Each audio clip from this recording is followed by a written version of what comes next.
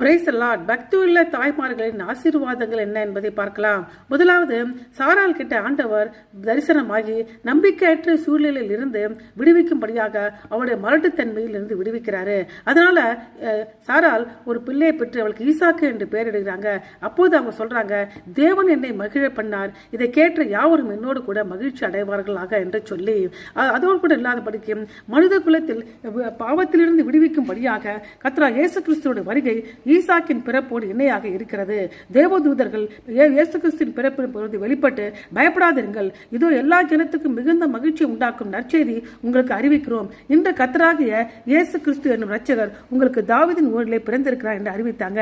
இரண்டாவது, ஐனிக்கேல் என்ற தாயோட விசுவாசம் அவருடைய மகனாகிய தீமோத்தேயுவின் வாழ்க்கையிலே பெரிய கிரியை செய்ததாக பவுல் வெளிப்படுத்துகிறார். தீமோத்தேயுவின் விசுவாசம் உண்மையாக மாயமற்றதாக இருக்கிறது.